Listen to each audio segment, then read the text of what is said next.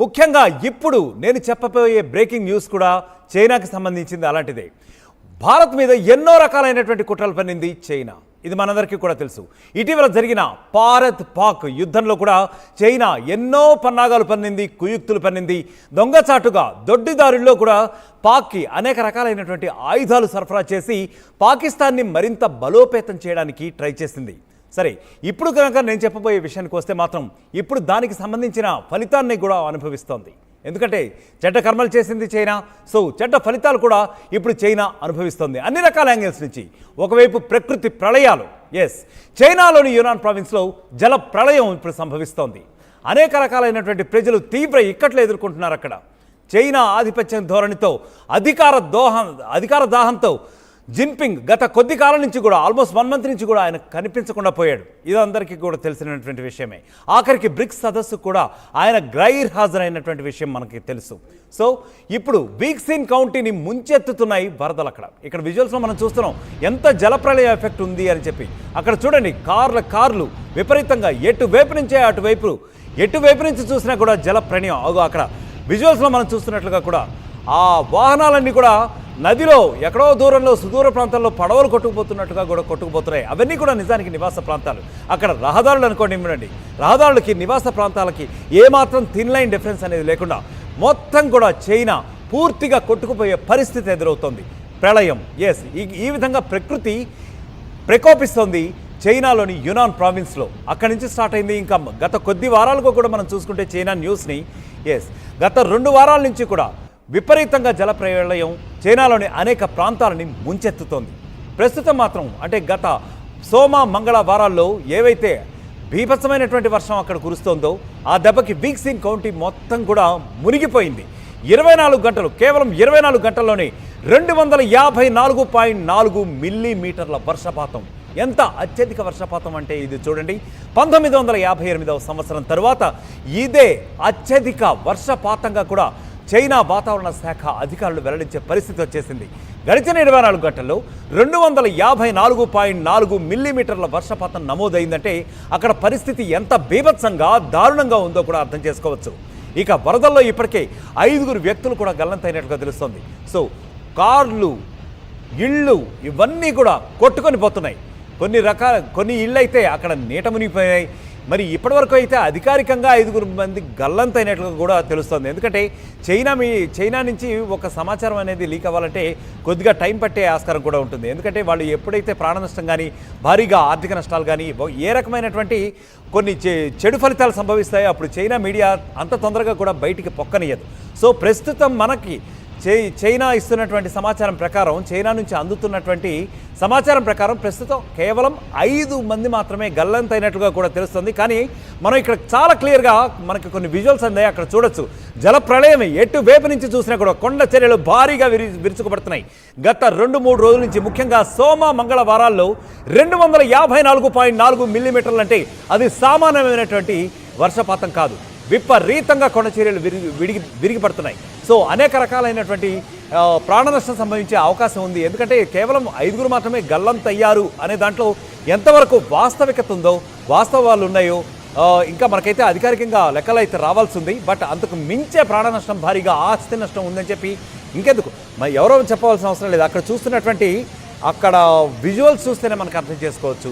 విపరీతంగా ఇళ్ళు కొట్టుకుపోతున్నాయి. పడవల మాదిరి అక్కడ భారీగా వాహనాలు కూడా కొట్టుకుపోతున్నటువంటి పరిస్థితి. ఇళ్ల ముందు పార్క్ చేసినటువంటివి, అలాగే ఇళ్లలో ఉన్నటువంటి రకరకాల వాహనాలు కొట్టుకుపోతున్నాయి. మరొక వైపు చూస్తే గత కొన్ని రోజులుగా జిన్పింగ్ కనిపించట్లేదు. ఆయన మిస్సింగ్. అసలు ఆయన ఏమైపోయాడో కూడా తెలియట్లేదు. గత కొన్ని వారాలుగా అసలు అక్కడ పత్రికలు కూడా ఏమాత్రం ఆయన గురించి వివరాలు, అసలు ఆయన ఎక్కడున్నాడు ఏంటి అని చెప్పి వెల్లడించలేకపోయినటువంటి పరిస్థితి అయితే మనం చూస్తూనే ఉన్నాం, న్యూస్ వింటూనే ఉన్నాం. సో మరొక వైపు చూస్తే తీవ్రమైనటువంటి రాజకీయ సంక్షోభం మరి రానుందా అంటే, ఎందుకంటే కేవలం మొత్తానికి దేశాధ్యక్షుడే మిస్సింగ్ అయినటువంటి పరిస్థితి ఉంది. సో బ్రిక్స్ దేశాల సదస్సులో కూడా ఆయన గైర్ హాజరయ్యారు. సో మొత్తానికి ఆయన గ్లోబల్ ప్రెజెన్స్ అయితే తగ్గిపోయింది. జిన్పింగ్ అసలు ఏం చేస్తున్నాడు? ఆయన అధికార దాహంతో నేనే సుప్రీం పవర్ కావాలి అనేటటువంటి ఒక అధికార కాంక్షతో ప్రపంచం మొత్తంలో కూడా చైనా అంటే మా ఐడెంటిటీని చాటుకోవాలి అని చెప్పి బీరాలు పలికాడు, ప్రగల్భాలకు పోయాడు. కానీ దానికి భారత్ పాక్ నేపథ్యంలో కూడా భారత్కి ఎంతో హాని చేయాలని చూశారు. బట్ ఇప్పుడు ఏం జరుగుతోంది చైనాలో చాలా క్లియర్గా మన కళ్ళ ముందే చూస్తున్నాం, ఇక్కడ విజువల్స్లో చూస్తున్నాం. అంటే ఇది ఒకటి మాత్రమే కారణం కాదు యాక్చువల్గా. ఎందుకంటే ప్రపంచ దేశాలన్నింటిపైన కూడా జిన్పింగ్ ఒకంత ఆధిపత్యం చెలాయించాలి అనేటటువంటి ధోరణిలోనే ఆయన వ్యవహరిస్తున్నారు గత కొద్ది కాలంగా కూడా. ఎందుకంటే ఆయన రాజకీయ వైఖరి చూస్తున్న ప్రతి ఒక్కళ్ళు కూడా అదే మాట అంటారు. సో మరి ఈ రకమైనటువంటి పరిస్థితులు ఏవైతే చూస్తున్నామో ఖచ్చితంగా ఆ కర్మకి ఫలితాలేనా ఇవి అంటే అవుననే వాదనలే వినిపిస్తున్నాయి. ప్రస్తుతానికైతే 7,000 మందిని ఆయా ప్రాంతాల నుంచి సురక్షిత ప్రాంతాలకు తరలిస్తున్నట్టుగా అయితే తెలుస్తుంది. అయితే బేసిక్గా అక్కడ ఉన్నటువంటి క్రైసిస్లో కనుక మనం చూసుకుంటే ఒకవైపు నుంచి రియల్ ఎస్టేట్ మార్కెట్ కూడా అంటే బేసిక్ సోర్స్ ఆఫ్ రెవెన్యూ అది కూడా తగ్గిపోయింది. తీవ్రమైనటువంటి ఆర్థిక సంక్షోభంలో కొట్టిమిట్టాడుతుంది అని చెప్పి కూడా తెలుస్తోంది. ఒకవైపు నుంచి ఇటువైపు ప్రకృతి విపత్తులు, వాతావరణంలో వస్తున్నటువంటి పెను మార్పులు కూడా చైనాని విపరీతంగా దెబ్బతీస్తూ ఉంటాయి. మరొక వైపు నుంచి ఎకనామిక్ టర్బులెన్స్ అనేది అంటే తీవ్రమైనటువంటి ఆర్థిక సంక్షోభంతో కూడా కొట్టుమిట్టాడుతోంది. ఇంకొక నుంచి డీఫ్లేషన్, స్లగ్గిష్ డిమాండ్.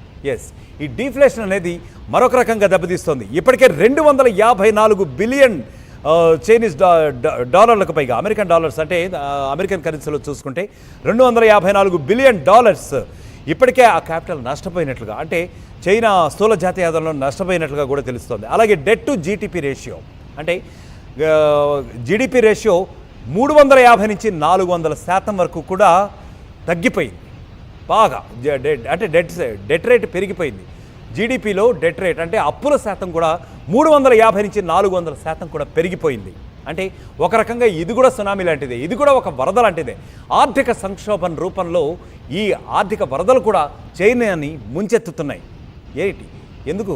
ఎందుకంటే వారి యొక్క అధికార దాహంతో ప్రపంచ దేశాలన్నింటి మీద కూడా ఏదో ఆధిపత్యం చెలాయించాలి.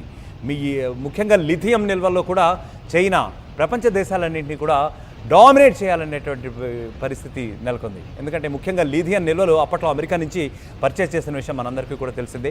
సో మొత్తానికి లిథియానికి మేమే కింగ్ అన్నట్లుగా కూడా ఒక ధోరణితో గత కొద్ది కాలంగా మోనోపలిస్టిక్ ధోరణితో వ్యవహరిస్తూ వస్తోంది చైనా.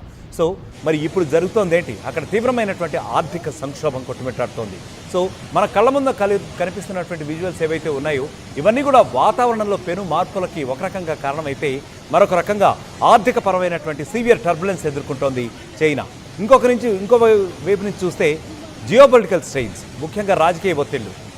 ఇందాక మనం చెప్పుకున్నాం, జిన్పింగ్ మిస్ అయిపోయారు గత కొద్ది కాలంగా. అసలు ఏం జరుగుతుందో రాజకీయంగా ఒక రకంగా అనిశ్చితిని నెలకొనబోతోందా అంటే అవుననే సమాధానం కూడా ప్రపంచ రాజకీయ వర్గాల నుంచి కూడా వినిపిస్తున్న పరిస్థితి అయితే ఉంది. ఎందుకంటే ఒక రకంగా రాజకీయంగా కూడా చైనా డీగ్రేడ్ అవుతూ వస్తుంది కొంతకాలం నుంచి కూడా. ఆ తర్వాత గ్రీన్ హైడ్రోజన్ ఈవీస్ అంటే ఎలక్ట్రికల్ వెహికల్, అలాగే లో ఆల్టిట్యూడ్ ఎకానమీ టెక్, ఇవన్నీ కూడా ఒక రకంగా వీటన్నిటికీ కూడా మార్కెట్ పడిపోతుంది. ఇంకొక రకంగా చూసుకుంటే రాజకీయ ఒత్తిళ్ళు, అటువైపు నుంచి చూస్తే యుఎస్ టారిఫ్ వార్ మొదలుపెట్టింది. ఎందుకంటే చైనాకి ఆల్వేస్ అగేన్స్ట్ యుఎస్, ఆ విషయం మనందరికీ కూడా తెలుసు. టారిఫ్ వార్, అమెరికా ఎప్పుడైతే టారిఫ్ వార్ మొదలుపెట్టిందో చైనా మీద, దెబ్బకి కుదేలైపోయింది చైనా ఆర్థిక వ్యవస్థ అని చెప్పి కూడా మనకి కొన్ని వాదనలు వినిపిస్తూనే ఉన్నాయి. అండ్ అక్కడ కరెంట్ సిచ్యువేషన్ చూస్తుంటే కూడా అదే కూడా తెలుస్తోంది. సో ఇది ఒక రకంగా చైనా మూకుమ్మడి దాడిలో ముగిపోయింది. ఎందుకంటే ఒకవైపు నుంచి అనుకూలించినటువంటి వాతావరణ పరిస్థితులు ఇక్కడ మనం చూస్తున్నాం. ఇంకొక రకంగా ఆర్థిక సంక్షోభం, మరొక వైపు నుంచి చూసుకుంటే ఫలించినటువంటి అంతర్జాతీయ రాజకీయ పరిస్థితులు కూడా, అది కాకుండా అంతర్జాతీయ రాజకీయ నిశ్చితి, వీటన్నింటినీ కూడా చూస్తూ ఉంటే డెఫినెట్గా చైనా అనేది వారు చేసినటువంటి గత కొద్ది కాలంగా ముఖ్యంగా భారత్ విషయంలో వారు అనుసరించినటువంటి ధోరణి ఏదైతే ఉందో దానికి ఫలితాన్ని అనుభవించక తప్పట్లేదు అని చెప్పైతే చాలామంది అంటున్నారు. ఈ రకమైనటువంటి వాదనలు వినిపిస్తున్నాయి. సరే, ఇక ఇక్కడ మనం కనిపిస్తున్న విజువల్ చూస్తూ ఉంటే ఇప్పటికే వరదల్లో 5 వ్యక్తులు గల్లంతైనట్లుగా కూడా మనకు తెలుస్తుంది. ఇప్పటికే కార్లు, ఇళ్ళు అనేకం కొట్టుకుపోతున్నాయి. చైనాలోని వివిధ రకాలైనటువంటి ప్రావిన్స్లలో గత వారం రోజులు 2 వారాలుగా అనేక రకాలైన బీభత్సమైనటువంటి తుఫాన్లు కురుస్తున్నాయి. ముఖ్యంగా ఈరోజు అప్డేట్ వరకు చూసుకుంటే బీక్సిన్ కౌంటీ మొత్తం మునిగిపోయింది. ఇంకా అక్కడ ఒక ఇల్లు కూడా కనీసం కనిపించట్లేదు అని చెప్పి కూడా కొన్ని రకాల న్యూస్ అయితే వస్తున్నాయి. సో ప్రస్తుతానికి వరదల్లో 5 కొట్టుకుపోయినట్లుగా తెలుస్తోంది. కార్లు, ఇళ్ళు ఎంత బీభత్సమో చూడండి. ఎందుకంటే కేవలం 5 వ్యక్తులు మాత్రమే కొట్టుకొని పోయారు, 5 కనిపించట్లేదు అంటే ఎత్తి పరిస్థితుల్లో కూడా నమ్మే వాతావరణం అక్కడ కనిపించట్లేదు. ఎందుకంటే వరద బీభత్సం అనేది ఊహాగానాలకు అందకుండా ఉంది, ఊహలకు అందకుండా ఉన్నట్లుగానే అక్కడ తెలుస్తోంది. సో ప్రస్తుతం 24 గంటల్లో 254 మిల్లీమీటర్లు అంటే ఇది సామాన్యమైనటువంటి వర్షపాతం కాదు, విపరీతమైనటువంటి వర్షపాతం. అక్కడ మనకి కనిపిస్తోంది. కార్లు, ఇళ్ళు, ఇంకా ఎన్ని ప్రాణాలు అందులో కొట్టుకుపోయా కూడా ప్రస్తుతానికైతే చైనా మీడియా వెల్లడించే పరిస్థితిలో లేదు. ఎందుకంటే వాళ్లే అధికారికంగా ఒక అంచనాకి రాలేకపోతున్నటువంటి అయితే పరిస్థితి అయితే ఉంది.